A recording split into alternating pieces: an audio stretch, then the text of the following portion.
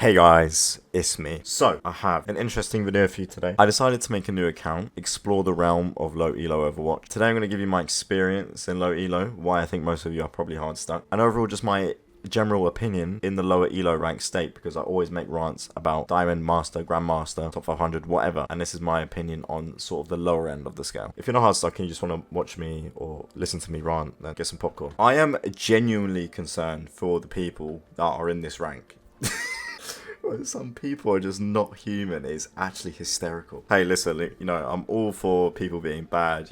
People probably don't play this game every day. They just jump on for fun. I get it. I'm not talking about those people. I'm talking about the people that are genuinely complaining because they are stuck in that rank and they don't think they're the problem. So I actually got placed in low plat, high gold or something like that, and then I had to fight tooth and nail just to get to a somewhat decent elo with some sense of normality. Now, what confuses me is the vast difference or the vast size of the gap when you're at those lower elos, because you have so many people that are really good mechanically and you have so many people that literally look like they've never picked up a mouse in their life. I don't understand how the game thinks that these people should belong in the same elo. It baffles me. Now, a lot of the mistakes I noticed over and over again in these games were people with really bad positioning, overextending all the time, staggering fights all the time, ults are being wasted every fight, and obviously these are things that you just kind of establish and fix over time. But like I said, if you're one of these people that think it's your teammates' fault and you do all of these mistakes I just told you, I hate to break it to you, but I think you're the problem. I can't count on two hands how many people in my game were saying, oh, it's this person's fault, it's this person's fault. I'd go back and rewatch the VOD and I go see their individual performance, and I shit you not, it looks like they have never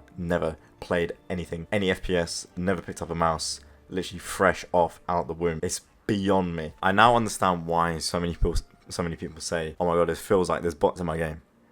Because they're literally bots, bro. Look, I feel bad for laughing. I will admit, not every game is in your control, and I completely sympathize with you, and I completely understand you cannot control every game. But there is enough impact you can have for you to increase the chances of you winning that game. Now, I have mentioned in previous videos, if you want to increase your chance of winning and reduce the odds so that they're better in your favor, I've always said you should duo or trio. Climbing in solo queue, from my experience in the last 2 days, is awful. The matchmaking is still complete dog piss. Majority of the games I won are because I was teamed up either with a duo or a trio. But obviously I'm solo myself, but there are some degree of comms where they can obviously talk amongst themselves, carry the game. I wasn't really involved in that, but I played enough of a part for us to win the game by a complete steamroll. Just a side note, I personally think that 5v5 definitely limits your skill as just a player. If you're one of these people that can see weaknesses in another team and then exploit them by switching to something else, which you can do in 6v6, I highly recommend just playing that game mode and investing your time in that game mode. You'll improve a lot faster and you'll understand the game a lot better in comparison to a 5v5 role queue. Only because the pacing is different and obviously the team comps are different. The importance of teamwork is a lot more visible in comparison to 5v5. I feel like 5v5 it isn't really what true Overwatch is. I'm sure majority of you know Overwatch was originally a 6v6 game and they changed it to 5v5 with the second release of it. But honestly, if you haven't tried it, just try 6v6 and you'll see the game in a completely new light. It will also help towards your development in 5v5 as well, because you understand positioning more, you die a lot faster in 6v6, so you understand how to kind of reserve your cooldowns a bit better, stuff like that. So it's definitely a thought if you're hard stuck. Now, apart from the basic generic shit like improving your aim, improving your positioning, watching your games back, seeing what you could have done different.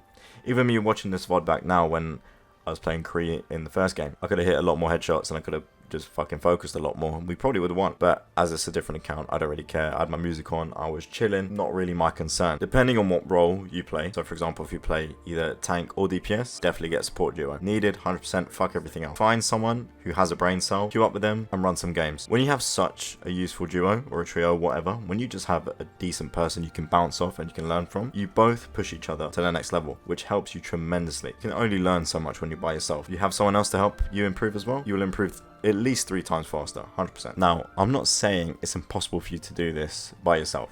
Very possible. I'm just saying you'll progress a lot faster if you have someone with you, playing with you most of the time. That way you can spot your errors in each other, help each other, and go from there. One of the main reasons I preach this pretty much every time I make any sort of rant regarding this topic is because my friend and I, Clayton, who I always duo with, or we always stack, we both started during most of the time when we were low masters, mid masters. Less then a season and a half later, we're both Grandmaster consistently, and we're always on the top 500 leaderboard. If that doesn't give you some sort of initiative to start playing with people, I don't know what will. It also helps that we can both play pretty much every role. So if there is someone in a team that is lacking, we can always fill in that role, and it helps a lot with the overall percentage of winning games anyway. What I would suggest, learn at least two characters of each role, mandatory, it's needed, 100%. Learn Anna. Mandatory. Most broken support, has always been the most broken support in the game for years. Needs to be learned 100%. Kiri's useful, Juno's useful, Briggs useful. They're all really useful.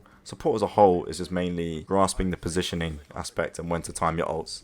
That's pretty much it. And of course, pocketing the fuck out of your tank, because why am I diving so deep in this game?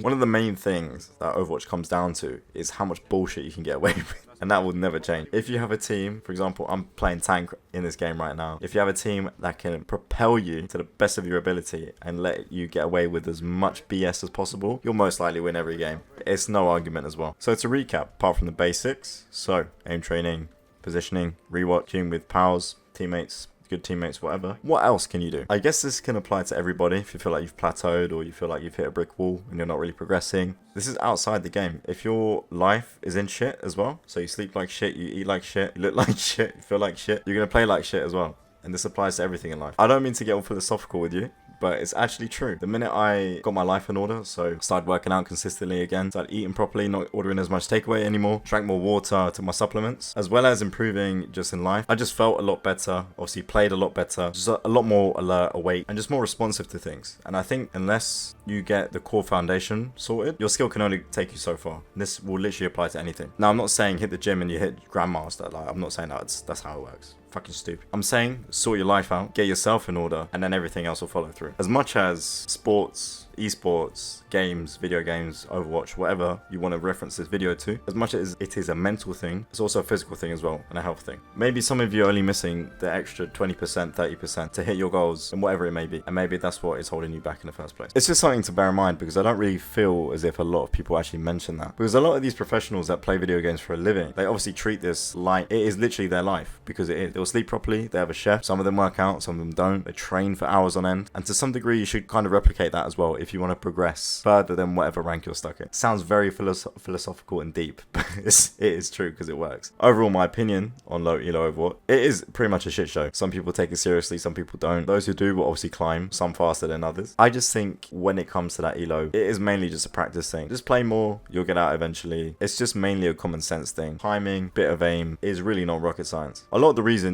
people are in that elo is literally just down to mistakes. The less mistakes you make per game, higher chance of winning. Play with your friends, get someone with a brain cell. 3 seasons, you'll be at least double, triple your elo you're currently in. 100% all your money back. That's obviously if you take it seriously. If you carry on playing how you're playing now without changing anything, you'll stay wherever you are. Alright boys, that's been me. Peace and love. Don't forget to join the fucking server if you're not in there. Hope you enjoyed this style of video. I might do it more often. Don't know yet. We'll see. Bye.